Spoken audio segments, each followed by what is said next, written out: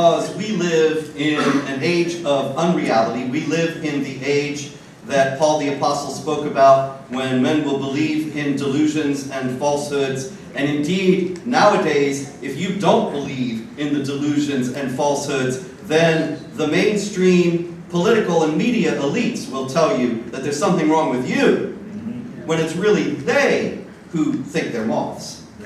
And the main moth that they think they are is in regard to the jihad threat, the global threat of Islamic jihad and the spread of Sharia Islamic law.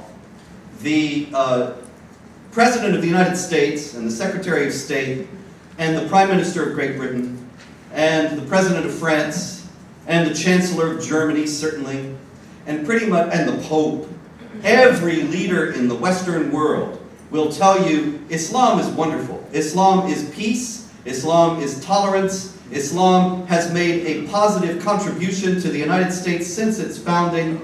And one thing we must never do whenever Muslims scream Allahu Akbar and kill people or blow themselves up is think that this has anything to do with Islam. And that the first duty they all seem to think they have is to make sure whenever some Muslim does scream Allahu Akbar and then blow himself up in a crowd of infidels or shoot them down, is the first duty that they have is to make sure that we do not think anything negative about Islam. And so I think we are in the age of unreality that would have shocked Paul himself. We are in an age of unreality such that has never been seen before. An age in which unreality is enforced and commanded at the highest levels. And if we don't believe it, then we are racist, bigoted, Islamophobic, horrible people who are full of hate. Now, while all that is happening, there really are Muslims who are screaming Allahu Akbar and killing people and hurting them. Just the other day in Virginia, there was a Muslim screaming Allahu Akbar who stabbed 2 people. Around the same time, within a day or so, there was a Muslim in Australia who was screaming Allahu Akbar and he stabbed a woman to death. And the Australian police said, this has nothing to do with Islam, you racist, bigoted Islamophobe. This has to do with, he was in love with her and she spurned him. And of course, there are all sorts of stories all throughout history of spurned lovers turning to violence in all sorts of cultures. And so it's superficially plausible until you read on and you find out that when he was arrested, he was attacking the police officers. They must have spurned his advances as well. And he was known in the place where they were staying in this hostel for being violent and angry. So apparently everybody in the hostel had spurned his advances. And even more common than unrequited love is mental illness. There are so many cases, I could spend the next hour going through each one, but they're all the same. It's as if they have a template. And whenever there's another Muslim screaming Allahu Akbar and stabbing people or driving into a crowd of infidels with his car or shooting them down and saying that, I did this in the name of Allah, I did this because I'm a Muslim, I did this because I'm allied with ISIS, whatever, then they immediately say, this person had psychological problems. Yeah. And so I think they must have a pad, a pad with a form in it, and it says, the attack on such and such a date, fill in the date, fill in the place, was not motivated by Islam, but was a manifestation of the perpetrators, fill in the name, deep-rooted mental illness that had long been noted by doctors. And so I think, the Diagnostic and Statistical Manual, the DSM, that is the guidebook for psychologists and psychiatrists, the DSM Manual of Psychiatric Disorders. There ought to be in the next edition a new category of mental illness called jihad. And that would involve their acknowledging reality a bit too more strongly than people really want to do these days. And so we know that's not going to happen because it's too close to the truth. And the one thing we must not do is get close to the truth. And yet what this does is open up a yawning gap of cognitive dissonance. A gap that makes the Grand Canyon look like a superhighway. There is nothing greater than this cognitive dissonance gap. The difference is this. On the one hand, you have Islamic jihadis saying, I'm doing this because Islam says to kill or to subjugate the infidels under the rule of Islamic law, or to convert them to Islam. And I am doing this so that I can weaken infidel governments or terrorize the infidels in accord with the Quran, and it's all about Islam. And all of our governing authorities say the first thing that we must not recognize about this is that it has anything to do with Islam. That's an absolute unbridgeable gap, and yet there is one way to bridge this yawning canyon of cognitive dissonance, and that is by actually looking at what Islam is all about. And so we're going to do a little Quran study tonight. If you would open your Qurans first to... You didn't bring it? I don't be calling it. Chapter 8, verse 60. Prepare against them what force you can, and horses tied at the frontier, to strike terror in the enemies of Allah and your enemies. Same thing, chapter 3, verse 151. We will strike terror into the hearts of those who disbelieve, because they set up with Allah that for which He has sent down no authority, and their abode is the fire. Chapter 8, verse 12. When your Lord revealed to the angels, I am with you, therefore make firm those who believe. I will strike terror into the hearts of those who disbelieve. So that is, oh, and by the way, I will strike terror into the hearts of those who disbelieve, therefore strike off their heads and strike off every fingertip of them. You don't hear too much about the fingertip part, but a few years back, there was a Muslim in New Jersey who murdered he was an Egyptian Muslim, and he murdered two Coptic Christians, two Egyptian Christians. And he cut off their heads and he cut off their fingers. And when the bodies were found, the newspaper accounts said he cut off their heads and cut off their fingers so that it would be more difficult to identify the bodies. And I thought, no. He cut off their heads and cut off their fingers because the Quran says in chapter 8, verse 12, strike at the necks and strike off their fingertips. But of course, what could possibly be illuminating about Muslim behavior in the Quran? How could we possibly think that the Quran, the holy book of Islam, that they believe is the perfect and unalterable word of the only God, Allah, that was delivered in perfect form through the angel Gabriel to the Prophet Muhammad, what could that possibly tell us about what Muslims think? Come on, get with it. You must be a racist. But anyway, that just gave you 3 verses about terror. And so we have terrorism, striking terror into the hearts of the unbelievers. That is strictly in accord with the dictates of the Islamic holy book. And so, does any of this have anything to do with Islam? I think those first 3 verses give us the idea that maybe there is something to do with, maybe there is something here. And so, let's go deeper. There is an entity in the world that the President of the United States calls ISIL. Yes. And that everybody else in the world calls ISIS. Except for John Kerry, who calls it Daesh. Do you know what Daesh is? Daesh is the Arabic letters for ISIL. What is ISIL? The Islamic State of Iraq and the Levant. What's the Levant? The Eastern Mediterranean area. Syria, Lebanon, Jordan, Israel. In Arabic, the word for the Levant is Sham.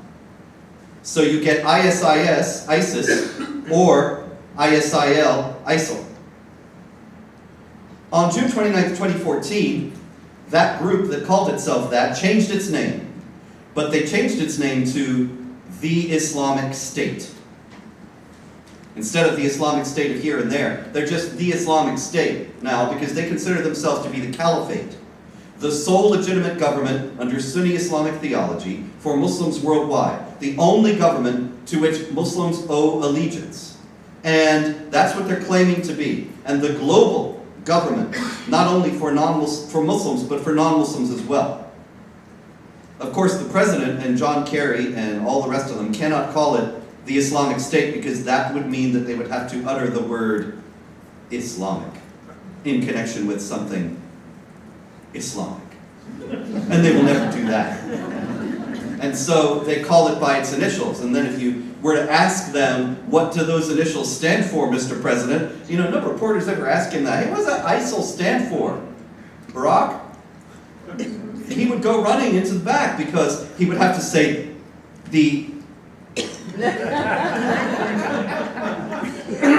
state of, etc., etc. Is Islamic. Anyway, is the Islamic State Islamic? And does it matter? In the first place, it matters a great deal. It matters a great deal because the oldest adage of warfare is you cannot defeat an enemy that you do not understand. If the Islamic State is not Islamic, we need to know that. And if it is Islamic, we need to know that as well. Because whatever they are, if they're Methodists or Baptists, Presbyterians, probably Presbyterians, we need to know it because we need to understand who they are, what they want to do, how they intend to go about accomplishing what they want, and how likely they are to accomplish it. You cannot do that. You cannot understand any of that, and therefore you cannot counter it effectively unless you know what they're all about. And so the president tells us that the first thing that we have to remember about the Islamic State is that it's not Islamic and not a state. Great, okay, but these are statements of fact. Statements of fact are susceptible to objective verification or refutation. And so it is in this case. Is the Islamic State a state? Well, they control a territory larger than Great Britain. They have currency, they have passports, although no other country will accept them. They have a healthcare system. You've got to have that in the state. ISIS care. And don't lose your head. And they have various government departments, various administrative districts, all the accoutrements of a state. And they control a territory larger than Great Britain.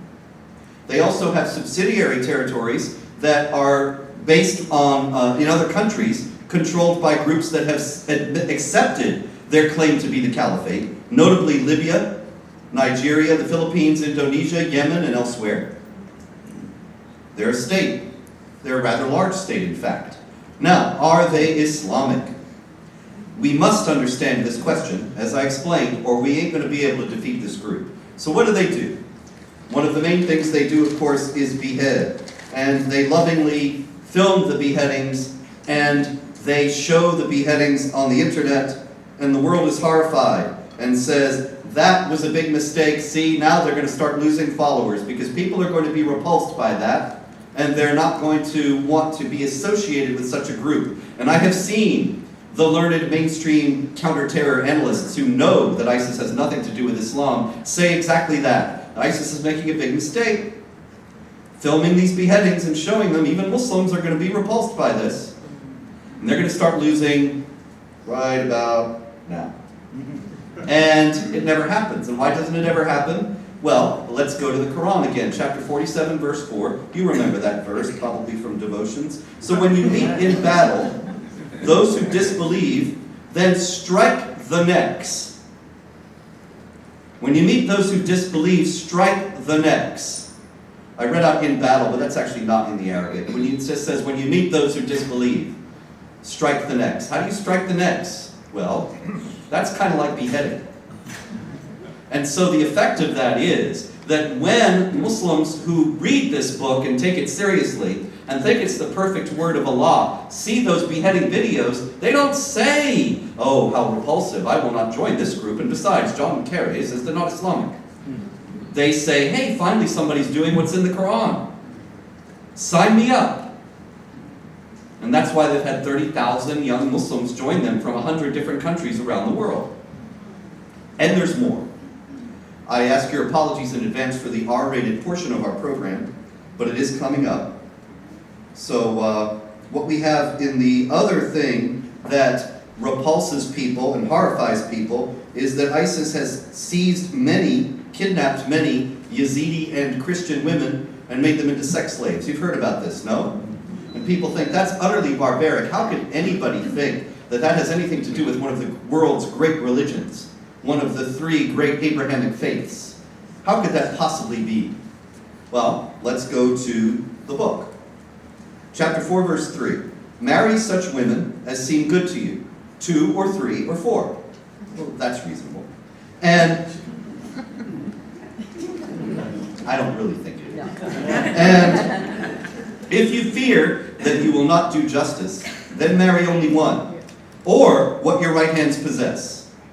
What your right hands possess. What is that? What do your right hands possess? Chapter 4, verse 24 is a long list, because some people have to be told, of women that Muslims are not to sleep with. Forbidden to you are your mothers and your daughters. I mean, some people have to be told this. Chapter 4, verse 23. But then chapter 4, verse 24 adds, and all married women except those who your right hands possess. So we're starting to see what these 4 women are for. Chapter 23, which is right before 24. That's why I always have trouble finding it. 23, 1-6. Successful indeed are the believers, who are humble in their prayers, and who keep aloof from what is vain, and who are givers of the poor tax, and who guard their private parts, except before their wives or those whom their right hands possess. So it's beginning to become clear what these poor women are for, and where do they come from? We see from chapter 33, verse 50, O prophet, surely we have made lawful to you your wives, whom you have given their dowries, and those whom your right hands possess, out of those whom Allah has given to you as spoils of war. So, you have women who are captured as spoils of war in the context of a battle between Muslims and non-Muslims, and they're made into sex slaves. It's right in the Quran in multiple places. So is ISIL un-Islamic in doing such a thing? They are precisely Islamic. And it's very clear. You know, people say, well, you know, you really have to read that in Arabic to understand it. As if, kill them wherever you find them, which appears in the Quran 3 times. Chapter 2, verse 191, chapter 4, verse 89, chapter 9, verse 5. If you will learn Arabic and you read it, it really means give them a hug. But nobody who translates it can capture that nuance. We live in an age of absurdity and unreality, and this is what we're up against. Another thing that the Islamic State did was when they came into Christian areas in Iraq and Syria, they demanded that the Christians pay a special tax from which the Muslims were exempt and accept the hegemony of the Muslims. They had to show that they were submitting to the Islamic rule and to accept various humiliating and discriminatory regulations that denied them basic rights. Now surely, the religion of peace and tolerance wouldn't have such a thing in it, except it does.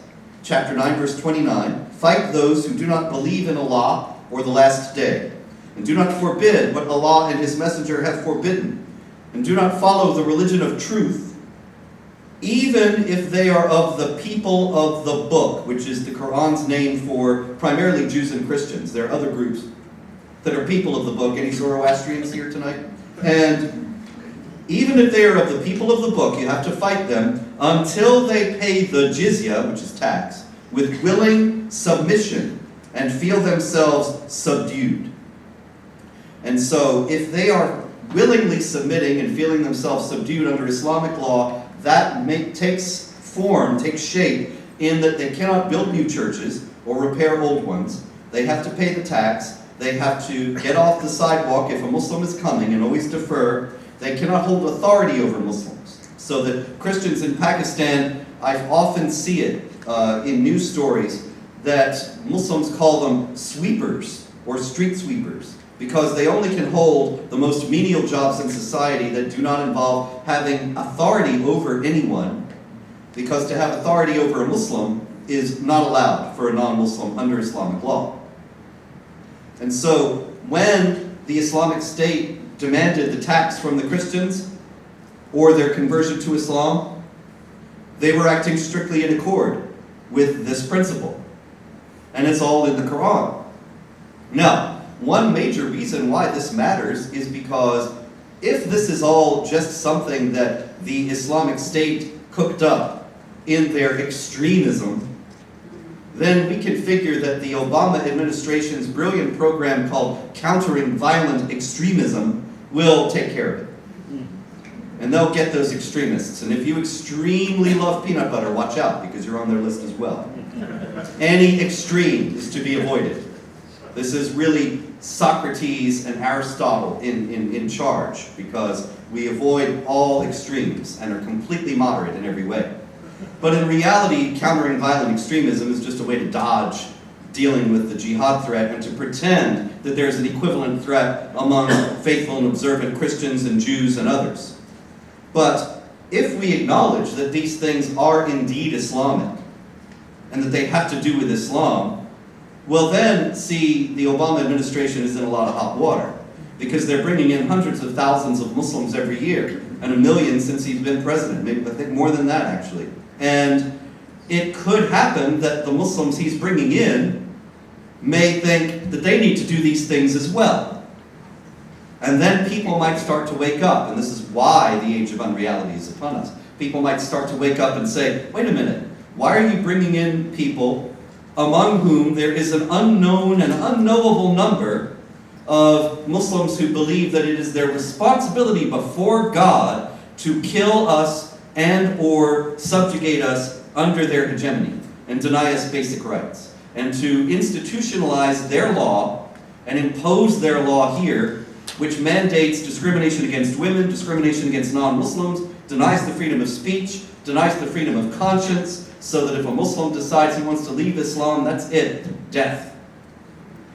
These things are inimical to the U.S. Constitution. They're completely contradictory to the U.S. Constitution. And it's nothing but a recipe for civil strife to bring these people in large numbers. But of course, he dismisses, waves away all concern about that as religious one-upmanship, that we don't like them because they're not Christians, and as racism and bigotry. And under those rubrics, which of course are the primary sins as far as the mainstream media goes, he's able to wave away and dismiss any concern about the violence and the societal upheaval that he is guaranteeing for our children and our children's children.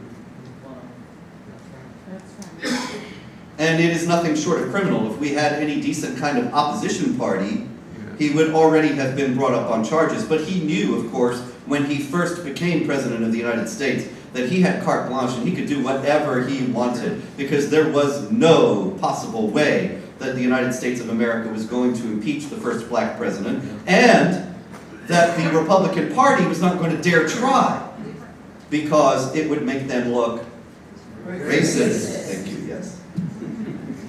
And of course, the other aspect of the age of unreality is Obama's treatment of the Islamic Republic of Iran, which is the other side of the coin. Iran is what ISIS wants to be when it grows up. And it is already an Islamic state that enforces Islamic law. It does not go in for those flashy kind of jihad terror attacks, which do terrify people, shooting up people in a nightclub, stabbing people on the street. Just doesn't go for those kinds of things. What it does go for is something much more subtle and more insidious. The Canadian embassy from Iran, the Iranian embassy in Canada, I should say, in Ottawa, was actually shut down a few years ago by the Harper government because it was determined to be a center of espionage and subversion. Of course, there is no Iranian embassy in Washington, but there are Iranian lobbying groups, notably the National Iranian American Council, which presents itself as a lobbying group on the behalf of Iranian Americans and against the Islamic Republic's regime. But in reality, a few years back, there were a couple of Iranian dissidents who said, wait a minute, the National Iranian American Council is actually a lobbying group for the Iranian mullahs and on their behalf. And they were sued for libel by the National Iranian American Council, and they lost. And it was established in federal court that the National Iranian American Council really is a lobbying group for the Iranian mullahs, and they have the ear of the Obama administration, and they were telling Obama administration officials that it would be a great idea to have this nuclear deal with the Islamic Republic of Iran. And so now we have it. Now that is really far more insidious and far more clever than random stabbings on the street. Random stabbings on the street have a great capacity to strike terror into the hearts of the enemies of Allah. I am not minimizing them. But the effects, the potential effects of the Iran deal and the potential effects on the United States of Iran's global network of terrorist organizations, which are operating in Mexico and all through the southern hemisphere, could be far more catastrophic in the long run than anything that the Islamic State can inspire lone wolf Muslims to do here. And yet, Barack Obama has enabled them all the way along and actively lied about it. You may have heard of Ben Rhodes. Nobody much had heard of Ben Rhodes until Ben Rhodes made one of the most astonishing political errors I've ever seen anybody in power make. He is a top foreign policy advisor for Barack Obama. And maybe he just knew he was golden and he couldn't lose. And he may be right about that because he hasn't lost anything. He's still top foreign policy advisor for Barack Obama. But what he did was, a few months ago, he gave an interview to the New York Times. And the reporter for the New York Times loved him and was making him out to be a boy genius. You know, he's 37, he's on the rise, he's Barack Obama's top foreign policy advisor. Who knows what lies in his future? Maybe he will be President of the United States himself, or king, or Secretary General of the United Nations, or Pope, or who knows what. And or maybe all of them. And since they're all essentially the same now. And Ben Rhodes, in an excess of self-congratulation, was boasting about how he had sold the American people on the Iran deal because he shaped the administration's presentation of it. And he said that we got compliant reporters to report that the Iranian regime was moderate, and that Hassan Rouhani, the president of Iran, was not like his predecessor, who you may recall, Mahmoud Ahmadinejad, who was always saying incendiary things. And Rouhani does not say incendiary things, but he is not by any stretch of the imagination a moderate. But he was portrayed as such by Ben Rhodes on purpose to make the Americans think that we were dealing with reasonable people in Iran who wanted to come to a peaceful accord. None of it was true. They knew it wasn't true, but they knew they had reporters in their pocket. And not cub reporters and interns, but senior reporters, respected reporters for respected journals like the Times, like CNN, like the Washington Post, all of them, who would report this and sell it and hoodwink the American people into swallowing this deal. Now, the problem with this is, what was the end game? What was the objective? The objective was that this deal would be approved. The deal, even in the best interpretation, in 10 years will allow the Islamic Republic of Iran to get a nuclear bomb. This is a government, a regime, that its supreme leader, the Ayatollah Khamenei, has said that Israel will cease to exist within 25 years. Well, what a coincidence. They'll have a bomb in 10, maybe it'll be sooner. And has repeatedly said that they will see the destruction of Israel. And they routinely, every week at Friday prayers, they are mandated, they order the people in Iran to chant in the mosques, "Death to America." Not only that, but an Iranian official recently said that death to America is not just a slogan. Death to America is the foundational philosophy of our regime. They really mean it. And they say, we welcome war with the United States, and they want it. And they think with Barack Obama being so weak, they can have it and win it. Not necessarily via a direct military confrontation, although they don't seem to be shying away from that. You may have seen that just the other day, they were harassing a U.S. Navy warship in the Persian Gulf. And it was reported when they captured the Navy, the sailors, a few months ago. And they were parading them around as prisoners of war with their hands behind their backs and their blindfolds over their eyes. They were saying that it came out that there were confrontations between the Iranian Navy and the US Navy every day in the Persian Gulf. And Iranian officials routinely boast, if the Americans get out of line, if they cross the red lines we have established for them, and they were only able to establish them because the Obama administration wants to pretend that the Iranians are moderate and there's no confrontation. And so they shrink away from any provocation, no matter how provoking. And so they say, if the Americans cross the red lines we have established for them, we will take the war to the Gulf of Mexico and attack them there. And you think, oh, well, that's an empty boast, right? Well, as it happens, Iran has a wholly owned and operated subsidiary called Hezbollah, the Party of Allah. It's a Shiite Muslim group in southern Lebanon, and it's set to destroy Israel. That's its job. That's what it wants to do. But Hezbollah is not just in southern Israel. They committed 2 terrorist attacks in Argentina in the 1990s, in Jewish centers, killing a great many people.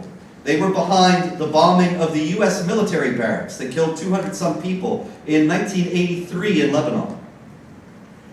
They are very active in the Triple Frontier region in South America, the border between Brazil, Paraguay, and Argentina, which is kind of a lawless area, very remote, and populated by a large number of Shiite Muslims, among which are Hezbollah. They're active in Venezuela, which is, of course, another rogue state. And, above all, they're active in Mexico. They have partnered with the drug cartels in Mexico. And if you keep up with the news about the drug cartels, you will hear that they've started kidnapping and beheading people. Gee, where'd they learn that? Yeah. They learned it from Hezbollah. Meanwhile, Hezbollah is profiting from the drug sales, and it is an unholy alliance. Not in order to control the drug trade in northern Mexico, but ultimately to get here. And so when they say they're going to take the war to the Gulf of Mexico, it's really not all that far-fetched with their wholly owned and operated terror subsidiary right south of the border now. But Barack Obama and Ben Rhodes tell us it's a moderate regime. Because, of course, this is the age of unreality. There's another thing about the Islamic Republic of Iran. The Islamic Republic of Iran is Shiite.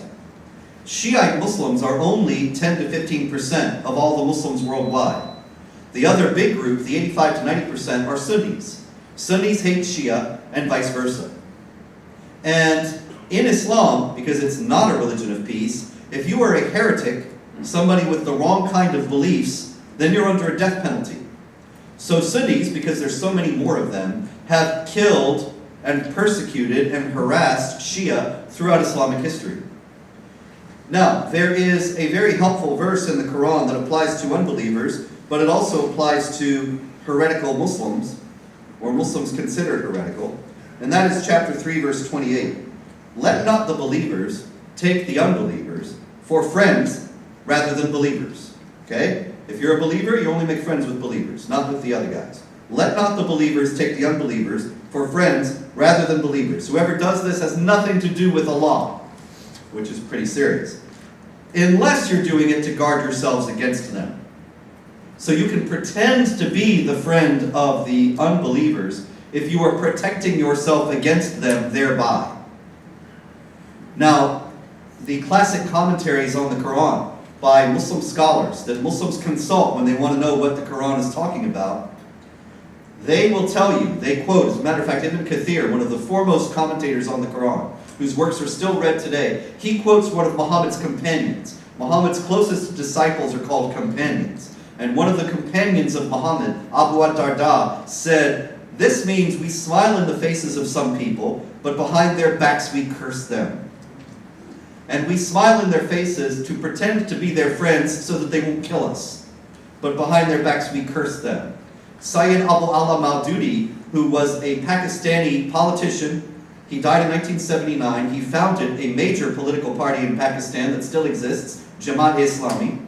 And he was also an Islamic scholar and wrote a multi-volume commentary on the Quran. And in it, he wrote on his commentary on that verse that this means that occasionally Muslims under pressure may pretend to be the allies of their enemies in order to protect themselves against them, which sounds to me a lot like what Pakistan and Turkey are doing today. But in regard to the Shia and the Sunnis, it was the Shia developed a doctrine called taqiyya, which means concealment, that they would pretend to be Sunnis to guard themselves against the Sunnis and not get killed by them. Taqiyya was necessary because the Sunnis were very fierce at some points, very virulent and violent, and they would kill the Shia. So the Shia protected themselves by lying and pretending to be other than Shia, pretending to be Sunni. Now, what does this have to do with Iran? Everything. Because Iran is 99% Shiite, and it is the foremost Shiite country in the world. As a matter of fact, it's almost the only Shiite country in the world. Iraq has a Shiite majority, and it has a Shiite government in Baghdad, but the northern part of Iraq is all Sunnis, and they don't accept that government. That's where ISIS is. And Bahrain has a Shiite majority, and there's a large Shiite minority in eastern Saudi Arabia and in Pakistan and elsewhere. But mostly, the Shia are a tiny minority, and they're persecuted by the Sunnis. So, taqiyya became, because this is a historical phenomenon, not just a modern one, it became a very important thing for the Shia, such that one of the foremost figures who enunciated Shiite theology, the 6th Shiite Imam, you may have heard of the 12th Imam, but the 6th Imam, Jafar as-Sadiq, he said, taqiyya is the center of our religion, and he who does not practice taqiyya does not have the religion. Now that's a wild thing. If you're not lying, then you're not a Shiite Muslim. But he said this because they were under such pressure. And so it was absolutely necessary, as far as he saw it, to lie and dissemble in order to preserve the community. But Iran is run by Shiite clerics who have dedicated their lives to understanding and protecting and communicating Shiite Islam. Do you think it's remotely possible that they might have been practicing taqiyya in regard to the Iranian nuclear deal? Do you think that maybe when Javad Zarif, the foreign minister of Iran, was meeting with John Kerry, that maybe he was misleading him a little bit about what the Iranian intentions were? Do you think that a regime that is dedicated to Shiite Islam, and if Shiite Islam has as its central element deception, that maybe there could be some deception involved? And you're nodding. How racist. But that's the world we live in today. That if you acknowledge reality, if you put 2 and 2 together and make 4, then you're obviously a racist. Because everybody knows that 2 and 2 make 5, that the Iranian regime is as honest as the day is long, that the Islamic State has nothing to do with Islam, and that we can bring over these migrants in large numbers, and nothing will happen except that we will march together hand in hand, singing John Lennon's Imagine, and entering a glorious multicultural future. That's all that's going to happen. Now, what's really happening is that George Soros, one of the richest men in the world, and one of the most evil, and his minions, his assistants, his functionaries, Barack Obama, Hillary Clinton, and others, they are dedicated to an internationalist, Marxist, globalist agenda. And the globalist agenda goes something like this. The problem in the world is military, economic, and political inequality. In other words, some states are more powerful than others, richer than others, stronger than others. And that's bad. Everybody ought to be equal.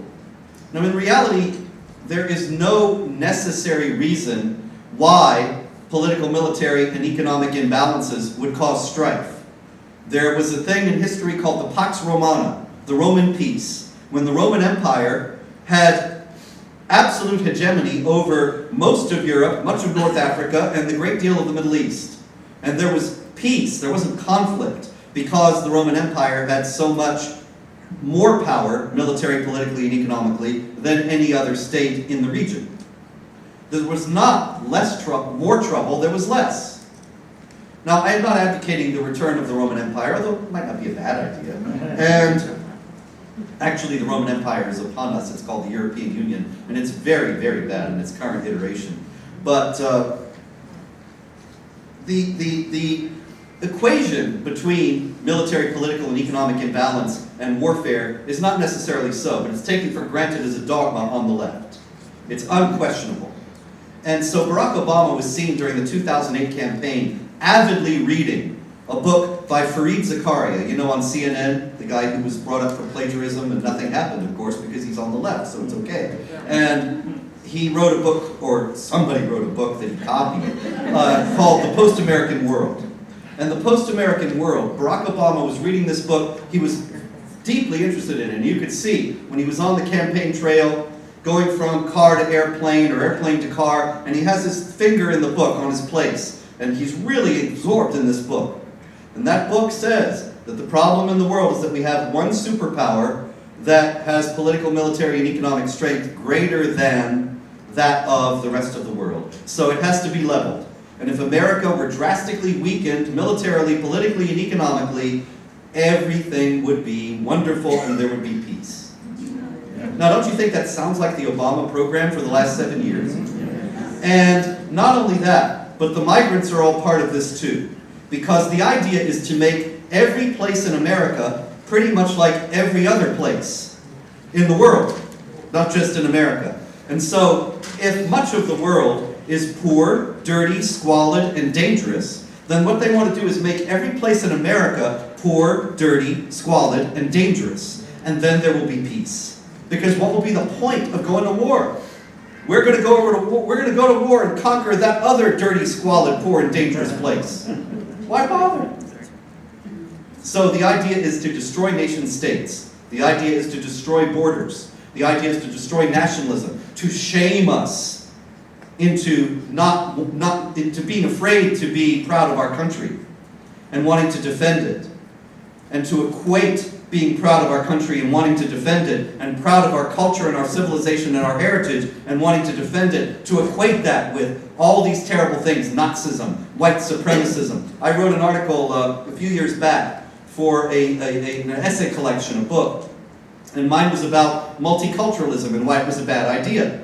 And I said why it's a bad idea essentially was, I mean, you got to find 12 pages ways to say this, of course, to write an essay, but essentially it was this: Judeo-Christian civilization is good, and it has been better for human beings than other civilizations. And therefore, multiculturalism is a step back and a weakening of the things that have made the world good. And what Judeo-Christian civilization has given the world, its universally accepted notions of human rights and human dignity.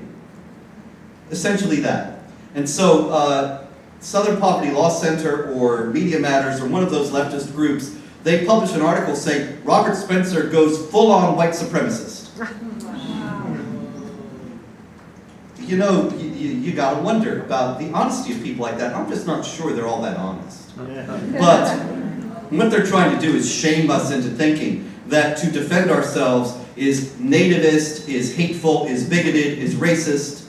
To want to defend our culture, our heritage, our way of life is evil. When really, obviously, it is they who are evil, because they are visiting upon, they're guaranteeing for our children and our children's children a place, a world that is far more dangerous, far more violent, and far uglier than the world in which we grew up. And it did not have to happen. And it still really does not have to happen, although I think it's going to be a hard road back. The one thing that we have on our side is the truth. And that is the greatest weapon of all. Because the truth has a power far beyond any power that we have.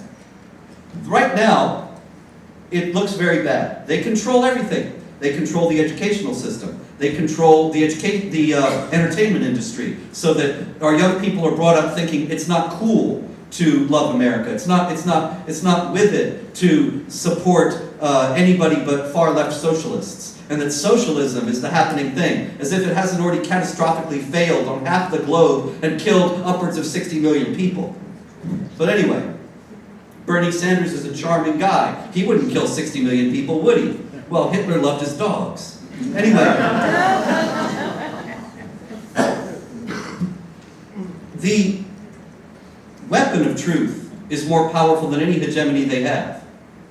Because they know it, and that's why they have to keep beating us over the head with lies. You know, Goebbels, the Nazi propaganda minister, he said that the big lie, you get the big lie across by constant repetition until people finally believe it. And I remember that all the time because I have a website, jihadwatch.org, where I track jihad activity and publish news and commentary on jihad activity in the US and around the world every day. And every time there's a major jihad attack, a jihad massacre in which multiple people are killed, I see it happen again. New York Times, CNN, Washington Post, they all come out with articles explaining how Islam is really a religion of peace, all the Muslims condemn this, and this has nothing to do with Islam. Anybody who thinks otherwise is a racist, bigoted Islamophobe. Every darn time. And not only that, when ISIS took the sex slaves, and I ran you through the sex slave verses in the Quran, I saw an article in CNN by a Muslim saying Muhammad would have rejected this, this is completely un-Islamic. And so I was looking to see, well, how is he going to explain these verses about the captives of the right hand? How is he going to say that they have some other meaning, or they don't apply in the modern age? What's he going to do? Well, you know what he did? He didn't even mention them. And he knew that his readers, most people haven't read the Quran, and so they're not going to know that these verses are in there, and they're going to think, here's a Muslim saying that's un-Islamic. How nice, we've got nothing to worry about. This is just a bunch of extremists, and we all have our extremists. But we have the power of truth. And the truth has a power that is far beyond anything they can do, no matter how much they beat us over the head with this nonsense. Because the truth is just reality. And you can't keep people from knowing reality. As much as this is the age of unreality, all you have to do is open our eyes and look at it. And so we see these guys screaming Allahu Akbar and stabbing and killing people every day now. No matter how many times they tell us it's mental illness or unrequited love, it's obvious, it keeps happening. Why is there this global outbreak of mental illness and unrequited love? And so I remember when I was a young man during the Civil War. When I was a young man in the 1980s, and people were furious with Ronald Reagan, and I was too, actually. I was a young leftist then. I got better. And Ronald Reagan was being very confrontational with the Soviet Union. He was calling it the evil empire, and he was saying, he prophesied that it would soon fall. And people said, what a fool, see, he's just a senile actor. And what does he know? We should have elected a professional, or a real politician who knows. You know, Jimmy Carter would have taken care of this. And, sorry. And Ronald Reagan said these things, and people were saying, the Soviet Union, Mr. Reagan, the Soviet Union is here to stay. We have to find some accord. And that was indeed the conventional wisdom. That was the State Department authorities' wisdom, the experts in foreign policy's wisdom. The Soviet Union is here for the indefinite future, and we have to learn to live with it, and so we have to find an accord. That was the Nixon, Ford, Carter, détente policy that Reagan ended. And everybody thought, what is this witless cowboy doing? We have to have détente. It's the only way into the future. And he was right. It was just a few years later, the wall came down and the Soviet Union collapsed. He understood that it could not withstand the pressures he was putting it under, and that it was an edifice ultimately built on lies, and so all it needed was enough pressure and it would collapse. And it did. He saw it, nobody else saw it. And nowadays, I am confident that even though the forces of evil and the forces of deception and lies and the forces that are mandating this unreality and beating us over the head with it, they have all the power and all the control. They have the political sphere, they have the media, they have the educational system, but all they have are lies. And lies ultimately are going to collapse of their own weight. Now, I'm not guaranteeing it's going to happen in 3 years like it did in the middle of the 80s when nobody ever saw it coming but Ronald Reagan. But it could happen in 100 years. But I know that if we stand for the truth and we refuse to back down and we refuse to accept the lies, and in our own sphere of influences wherever we are, we insist that the truth be told and not accept from our elected officials anything less, and not accept from those who are sworn to protect us anything but protection, then the lies will not win out, because the truth has a compelling power beyond any propaganda. And so it could be, if we put up the pressure, it could be very soon that this collapses. Actually, I'm quite confident. If I had come here a year ago, I would have been much gloomier than I am tonight. I am far more confident now than I was a year ago today. And that is because of two things. One is the Brexit vote. And that showed that people are fed up in Britain. And all the polls were saying, oh, they're going to vote to remain in the European Union. But the people were fed up, and they were not going to vote for remaining in the European Union, while the European Union is inundating them with these Muslim migrants who are going to destroy Britain and bring it to a future of civil strife. And so they voted. And also there's the candidacy of Donald Trump. The candidacy of Donald Trump is extraordinary because, like Ronald Reagan, he was not a career politician. And he's even less of a career politician than Reagan was, because of course Reagan had a successful 2 terms as governor of California. But Donald Trump represents a deep threat to the political and media elites. He does not toe the politically correct line. They thought they had him dead many, many times throughout the primary season and up to now. They have counted him out so many times because he has violated politically correct sensibilities. And he said, there's no doubt, he's boorish and he says some things, he's rude, says some things that I wouldn't say because I'm a harmless fellow. But the fact is that people are responding to him because he's actually speaking to their real concerns, and because he's an actual person who says things that packaged, processed, focus grouped politicians don't say. You know, we have had enough. We've had it up to here with politicians who read the polls and then tell us in carefully rehearsed tones what we want. And you know, I see Hillary Clinton speak and it makes me sick. Because she's just speaking in these cliche after cliche. Together we will march into the future. Okay, what does that mean? Dig into your wallets. And Donald Trump is actually speaking to what people are really worried about. He says build the wall and end Muslim immigration. And of course, nowadays they're trying to get him on saying he's backtracking on both of those, when I think probably more likely is he's trying to formulate ways in which they could be practicably done.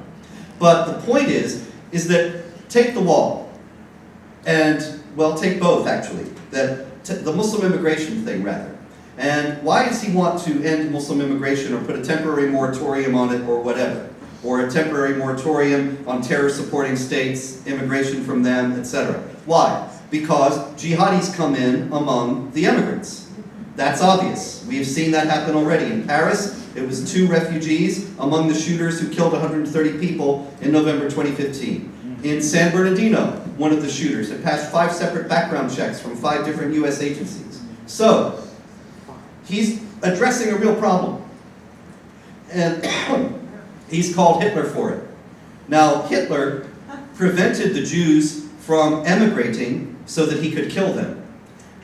Trump wants to prevent Muslims from immigrating so they can kill us. You see how those things are not actually quite the same.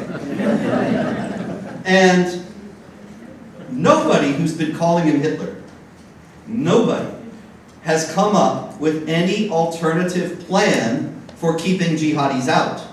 Hillary Clinton and Barack Obama and all the rest of them would just rather Americans get killed in terror attacks than do something politically incorrect as to stop Muslim immigration.